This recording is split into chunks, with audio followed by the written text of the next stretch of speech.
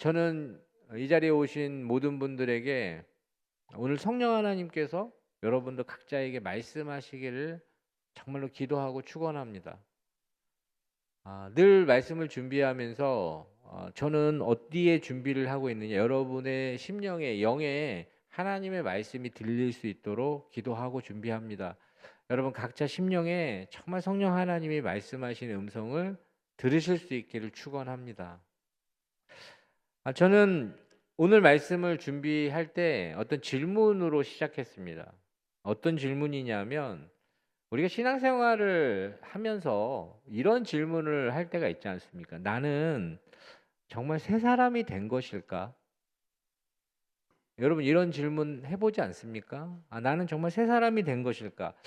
그리스도 안에서 완전히 변화된 존재다라고 그렇게 말씀하시는데, 나는 정말 내 삶 속에서 그러한 새 사람이 된 것일까? 그런데 왜 내 삶 가운데서는 그게 잘 실감이 안 날까? 여러분 그런 질문들을 할 수가 있습니다. 우리가 지난주에 세례식을 하지 않았습니까? 이 세례식을 통해서 이제 하나님께서 새로운 삶을 주셨다라고 선언했고, 여기 계신 한 분 한 분이 예수 그리스도가 믿어지신다면 당신은 새로운 피조물이다라고 하나님 말씀하시는데, 과연 우리는 새로운 것을 경험하고 있는가?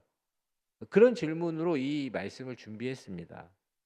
사실 분명히 달라진 것은 맞는데, 확실하게 무엇이 달라진 있는지 우리가 이야기하기도 어렵고 나타내 보이기도 어렵고, 사실 그렇지 못한 이유를 살펴본다면 순간순간 경험하는 것이 참 어렵기 때문이 아닐까라는 생각입니다. 사랑하는 이 자리에 계신 성도 여러분들에게 오늘 말씀은 하나님께서 그 부분을 답해 주길 원하시는 겁니다.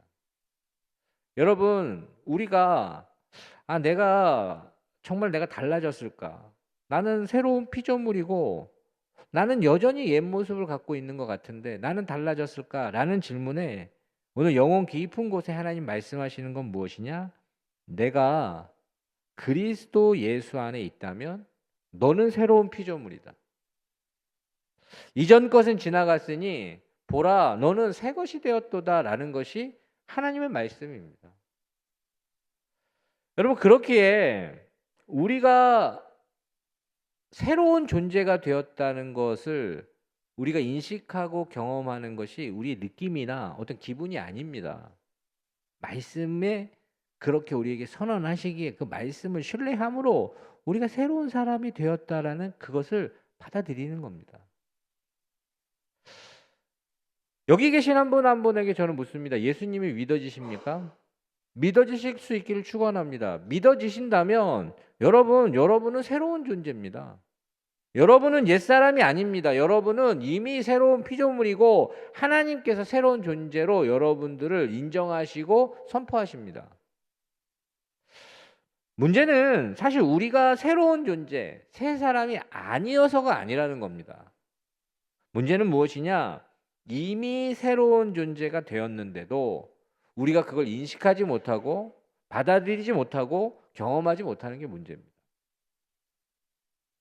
오늘 저는 이 새로운 피조물이라는 이 말, 이것이 무슨 의미인지, 여러분 새 사람이 된다는 것이 실제로 어떤 의미인지, 그리고 왜 우리는 그 사실을 이게 잘 느끼지 못하는 건지, 어떻게 그 은혜를 삶으로 경험하고 누릴 수 있는지를 하나씩 여러분들과 말씀을 나누려고 합니다.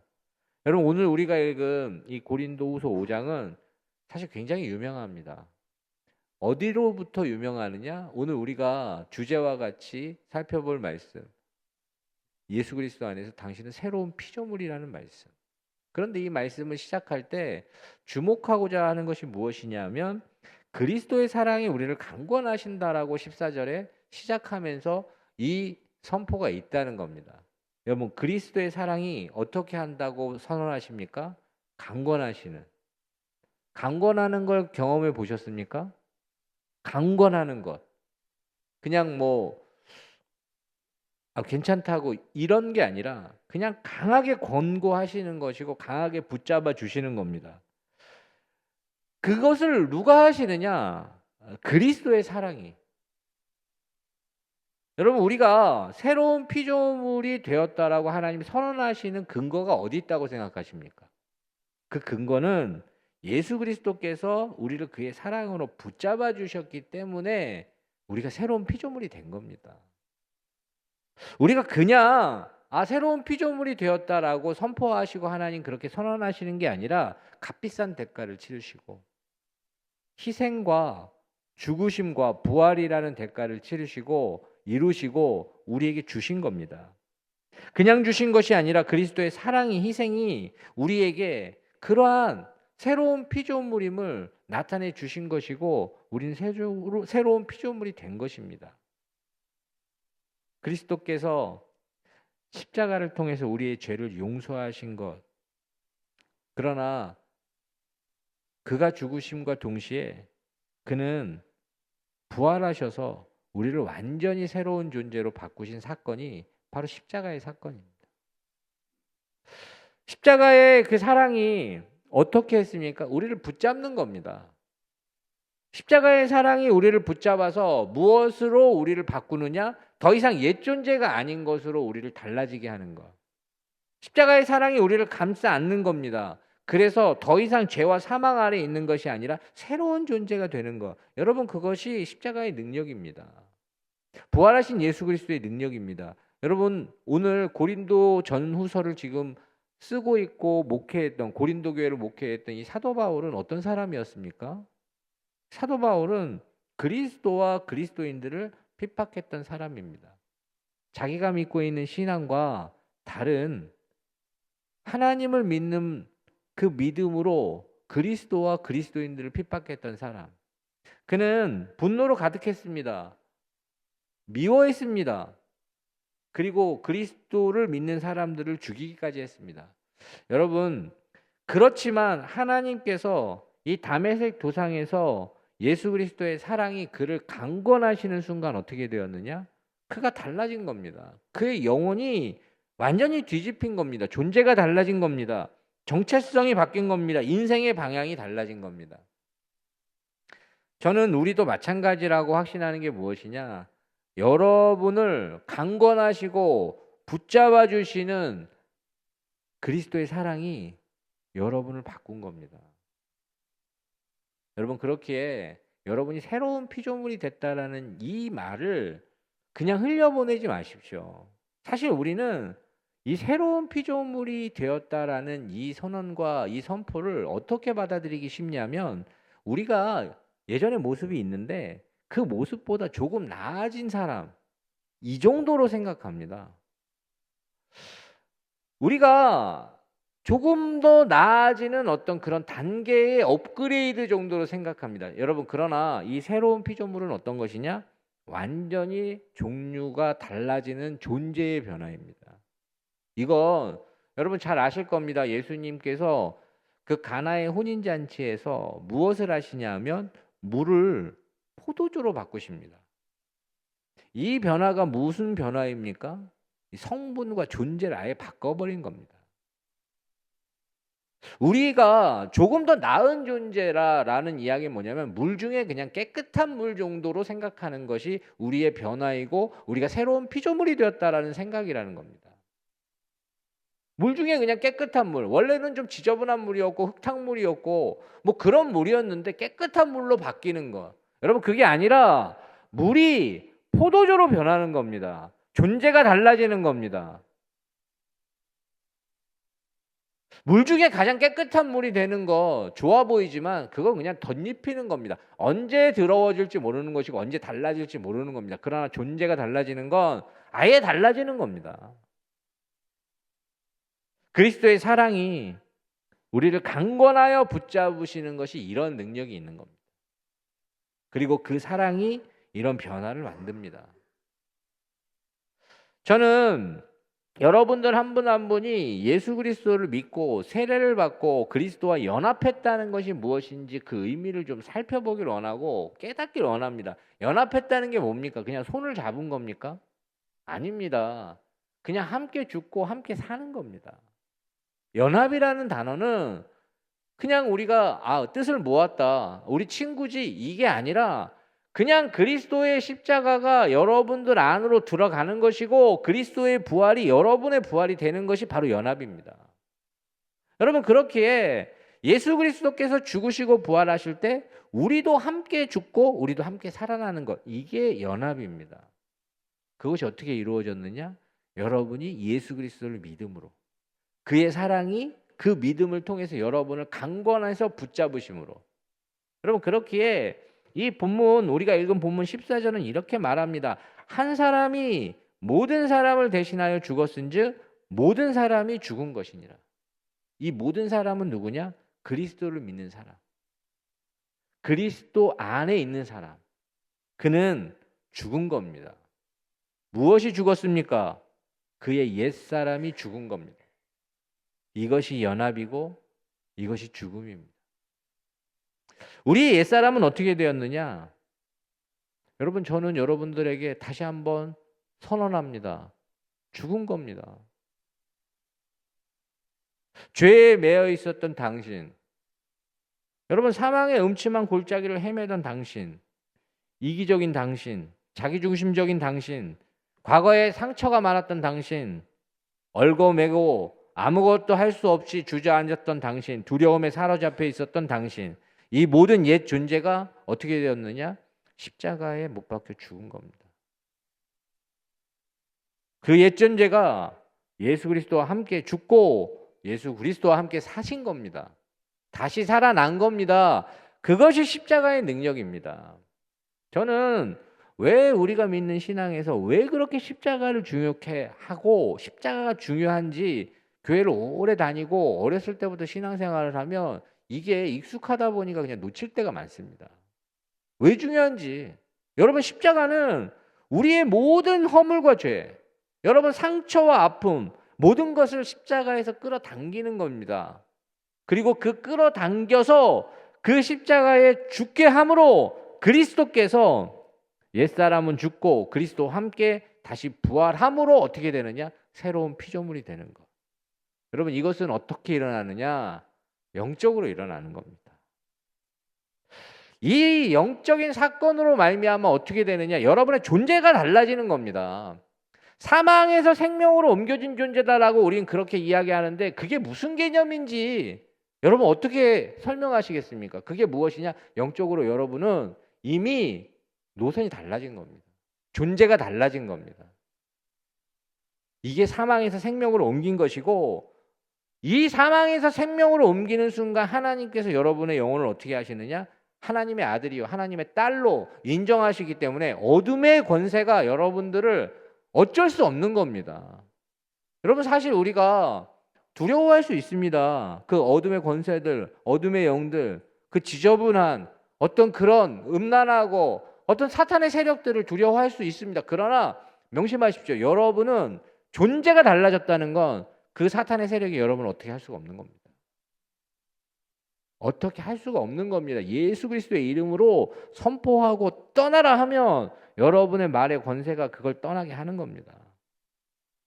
저는 그렇기에 이 고린도 후서 5장 15절 말씀은 이렇게 말씀을 이어갑니다. 우린 이 말씀을 한 목소리로 읽어보도록 하겠습니다. 그가 모든 사람을 대신하여 죽으심은 살아있는 자들로 하여금 다시는 그들 자신을 위하지 살지 않고 오직 그들을 대신하여 죽었다가 다시 살아나신 이를 위하여 살게 하려 함이라. 아멘. 여러분, 이 말씀이 쑥 안 들어오지만 여러분 기억해야 될 건 무엇이냐? 그가 모든 사람을 대신하여 죽으심은, 그가 십자가 지심은 살아있는 자들로 하여금 다시는 그를 자신을 위하여 살지 않게 하기 위해서인 겁니다. 여러분, 여기서 아주 중요한 변화가 일어나는데, 영적으로 여러분의 영이 달라지면 어떻게 되느냐? 삶이 달라지는 겁니다.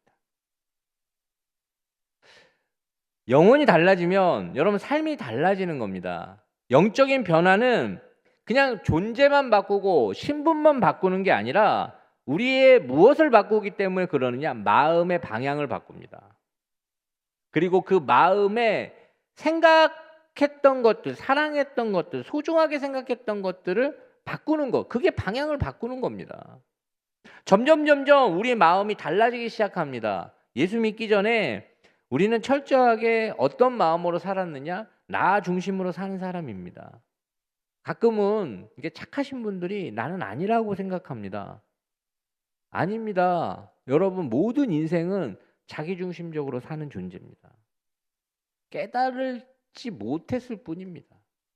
그러나 하나님께서 우리에게 영적으로 새로운 피조물이고 존재의 변화가 일어나면 어떻게 되느냐? 나 자신이 아닌 하나님을 향해 마음이 움직이기 시작합니다. 우리는 내가 원하는 대로 살고 나는 손해보지 않으려고 하고 내가 인정받으려고 하고 내가 먼저였던 것들이 그리스도의 사랑이 우리를 강권하여 붙잡으시고 십자가의 능력과 부활의 능력이 나타나면 우리 마음의 변화가 일어나는 겁니다. 이게 신기한 겁니다. 사람의 마음 잘 안 변합니다. 그러나 하나님께서 전에 그렇게 살았던 우리, 아니 뭐 이렇게 사는 게 당연한 거지, 상관없었고 당연한 일이었는데 점점 하나님을 어떻게 하기 시작하느냐? 마음에 의식하기 시작합니다. 근데 그게 왜 그렇게 되느냐?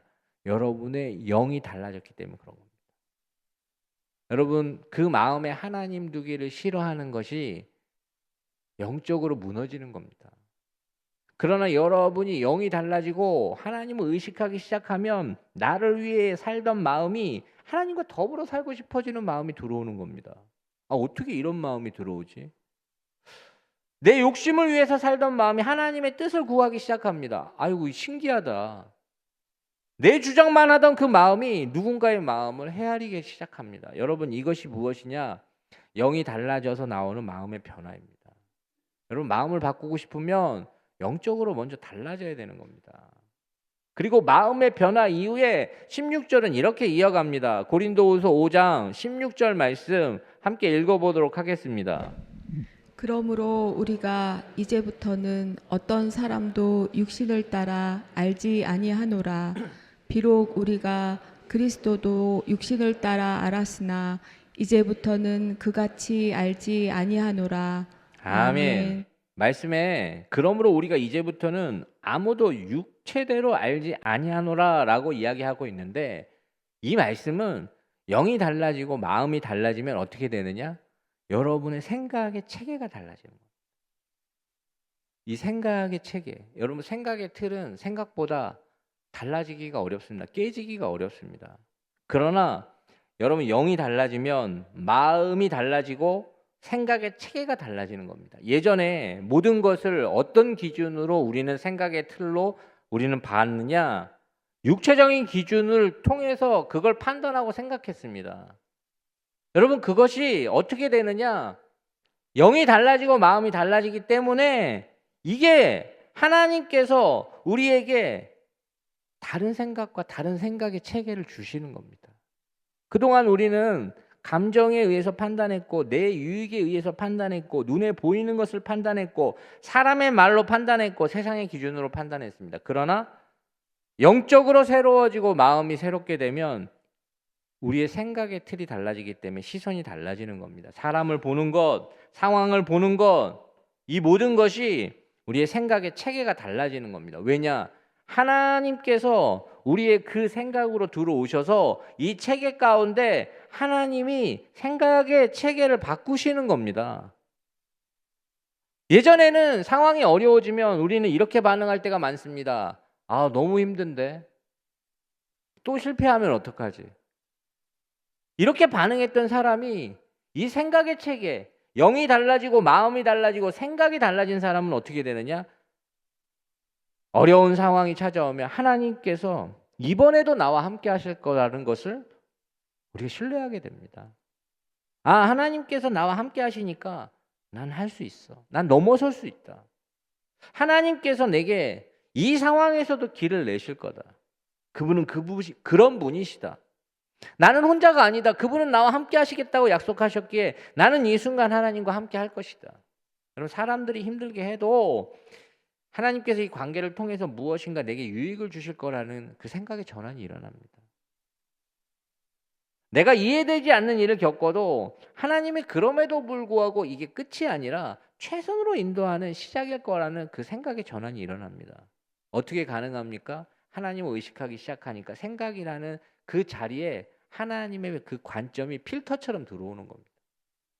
여러분, 이것이 완전히 상황을 전혀 다르게 해석하는 요인입니다. 여러분, 이렇게 생각이 달라져야 무엇이 진정 달라지느냐? 그때 삶이 달라지는 겁니다. 여러분, 영적으로 달라져야 여러분의 그 마음이 달라집니다. 마음이 달라질 때 이 생각이라는 거대한 이 딱딱한 틀이 하나님의 관점이라는 필터로 우리가 달라지는 것이고, 이것을 통해서 우리의 삶이 달라지는 겁니다. 여러분, 그런 자들에게 고린도후서 5장 17절은 이렇게 선언하는 겁니다. 여러분, 이 말씀은 우리에게 선포하는 말씀이니까 한 목소리로 읽어보도록 하겠습니다. 그런즉 누구든지 그리스도 안에 있으면 새로운 피조물이라. 이전 것은 지나갔으니 보라 새 것이 되었도다. 아멘. 이 말씀이 이렇게 선포되는 겁니다.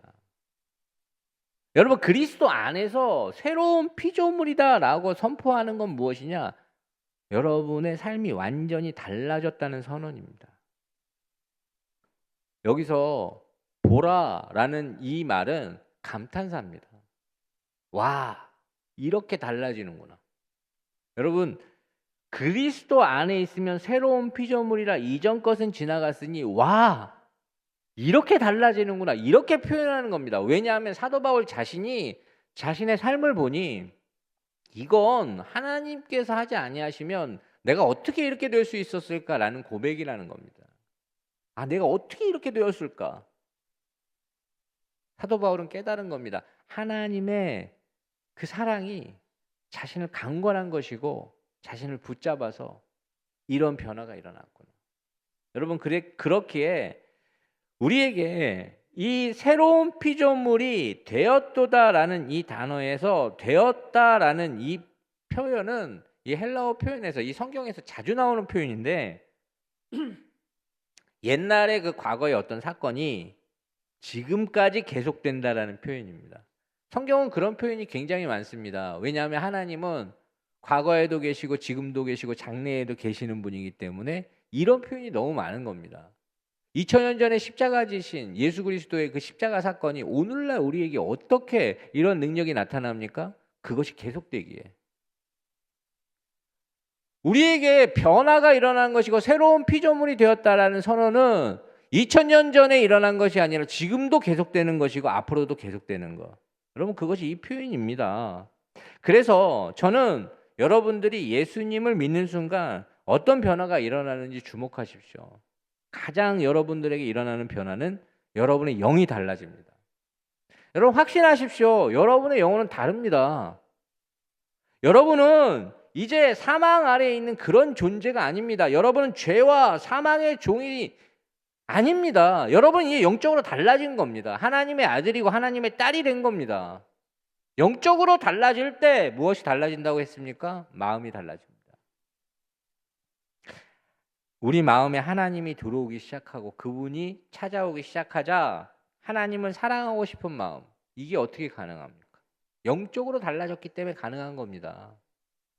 여러분, 예배를 사모하는 마음, 말씀대로 살려고 하는 마음, 이게 어떻게 가능합니까? 여러분, 영적으로 달라졌기 때문에 가능한 겁니다. 누군가를 돕고 싶은 마음, 의롭게 살고 싶은 마음, 이런 마음이 생기는 건 양심이 그렇게 이야기하는 게 아니라 여러분의 영이 달라졌기 때문에 마음에서 그렇게 달라지는 겁니다. 이 마음이 달라지면 어떻게 되느냐? 생각 체계가 달라지는 것이고 생각이 달라지는 겁니다.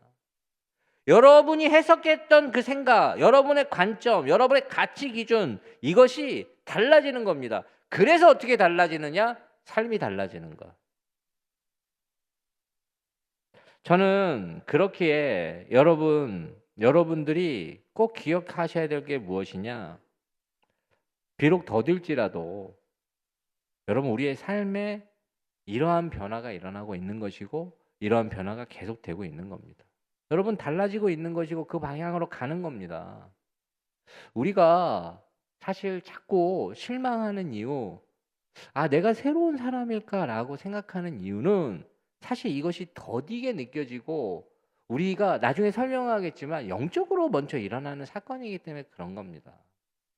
저는 그런 분들에게 오늘 하나님께서 이야기하고 싶으신 건 무엇이냐? 나무에 여러분 꽃이 없을 수도 있고 나무에 열매가 없을 수도 있습니다. 그럴 수 있습니다. 그러나 하나님은 무엇을 보고 계시느냐? 그 나무에 생명이 있다면 결국엔 꽃이 필 것이라는 겁니다. 결국에는 열매가 맺힐 거라는 겁니다. 결국에는 지금 없어도 그 안에 생명으로 말미암아 반드시 그렇게 된다는 겁니다. 여러분 우리 역시 우리 안에 예수님의 생명이 우리 가운데 있습니다. 우리는 영적으로 새로운 피조물입니다. 그렇다면 올해 여러분들에게 꽃이 없을 수도 있고 열매가 없어 보일 수도 있습니다. 그러나 반드시 꽃도 피고 열매도 맺힙니다. 여러분 그것이 오늘 우리에게 주시는 하나님의 말씀입니다. 이런 변화는 결코 작은 사건이 아닙니다. 여러분의 모든 것을 새로운 존재라는 증거로 나타나는 어떤 사건이라는 겁니다. 그러나 우리는 끊임없이 계속 질문하고 의심하는 것이 무엇이냐면 새로운 피조물이 되었는데 나는 왜 여전히 옛사람처럼 느껴질까? 이게 왜 안 달라지는 건가라는 생각. 어떤 그런 마음이 들 수도 있습니다. 그 이유가 바로 여러분들의 영혼으로부터 시작되기 때문에 그런 겁니다. 여러분 영혼이 있다는 걸 알고 계시지만 영혼이 만져지거나 영혼이 보이십니까? 뭐 보일 수도 있는데 보인다고 하면 또 그거 곤란합니다. 여러분 그런데 이 변화, 여러분 새로운 피조물이 되는 변화는 어디서부터 일어나는? 영적으로 일어나는 겁니다. 영적으로 먼저 일어나서 그 영혼이 달라지기 때문에 마음이 달라지고 마음이 달라져서 생각이 달라지고 생각이 달라질 때 삶이 달라지는 이 확대하는 이 개념이 점차적으로 이루어지기 때문에 우리가 잘 느끼지 못하고 우리가 잘 인지하지 못하는 것뿐입니다. 그러나 일어나고 있는 겁니다. 성경은 이것을 예수 그리스도를 믿는 그 믿음의 사람들은 그 믿음으로 말미암아 영혼은 어떻게 되느냐? 단번에 달라집니다. 여러분 단번에 달라지는 겁니다. 그러나 여러분 마음의 변화, 생각의 변화, 삶의 변화는 여러분 계속 이 변화가 일어나고 있는 겁니다.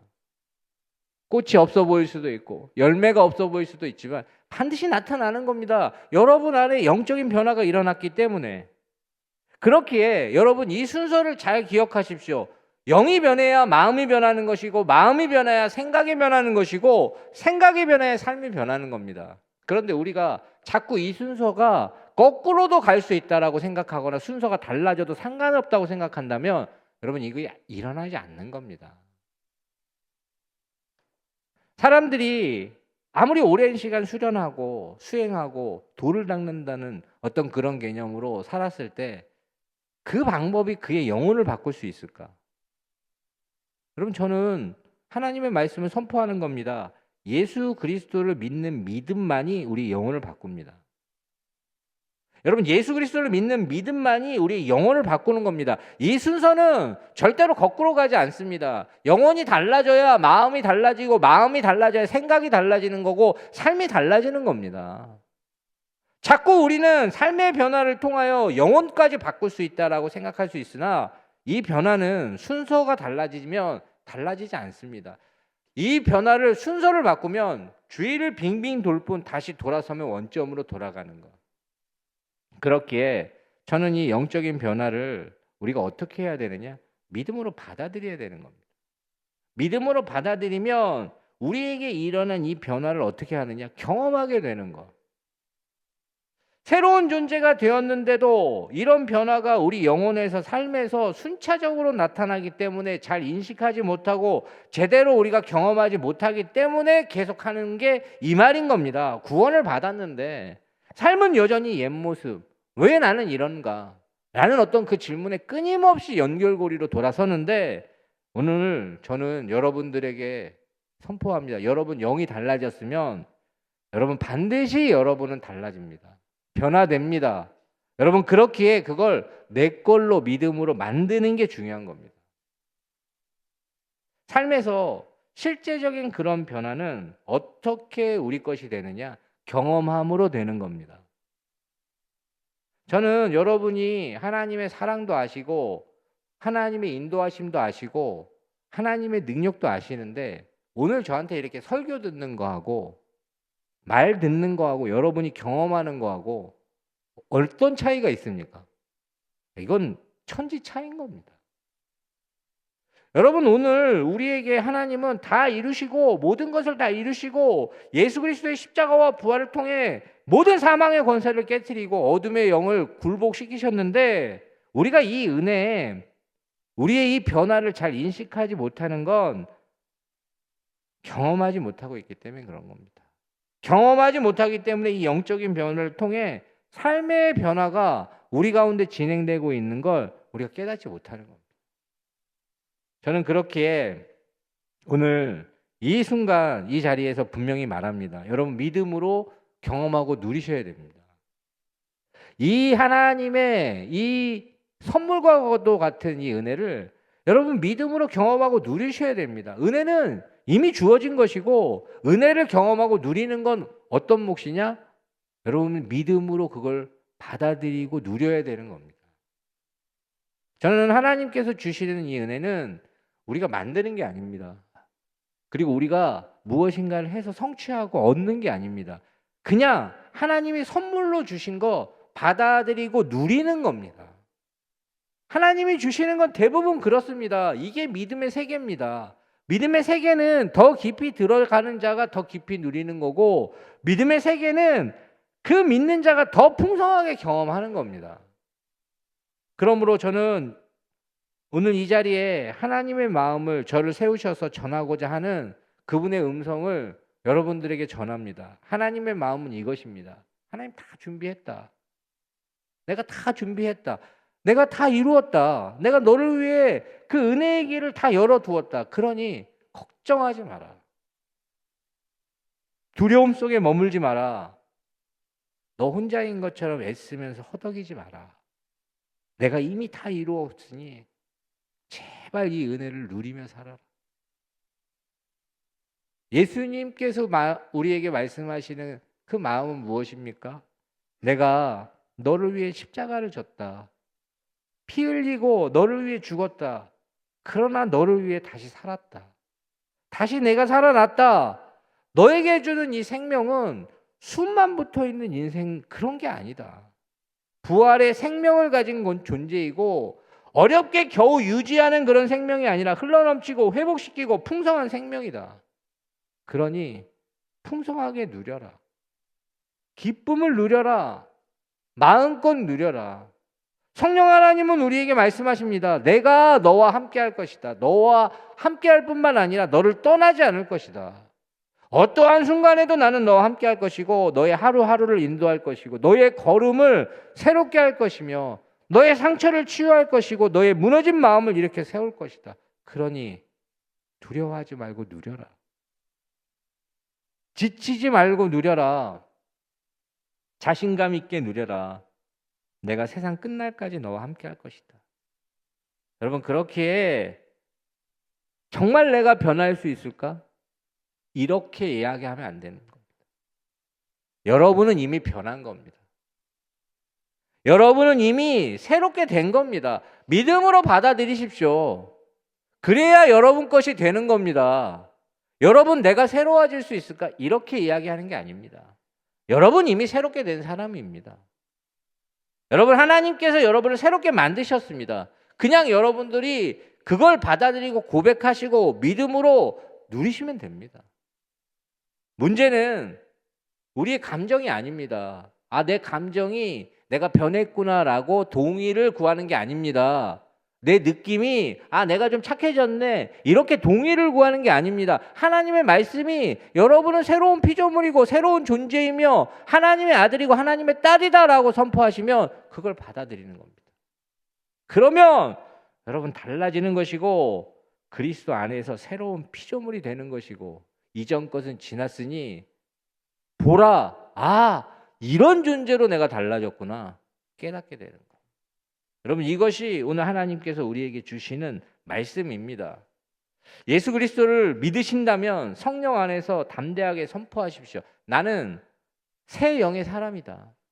나는 새로운 피조물이다. 이 은혜를 저와 여러분들이 정말 하나님의 마음으로 누리실 수 있는 한 분 한 분 되시길 축원합니다. 기도하겠습니다. 하나님, 받은 은혜 우리가 누리게 하여 주시옵소서. 하나님, 주신 생명 우리가 나타내며 살게 하여 주시옵소서. 이전 것은 지났으니 보라 새 것이 되었도다라는 선포가 우리 삶 가운데 있게 하여 주시옵소서. 예수님의 이름으로 간절히 기도드리옵나이다. 아멘.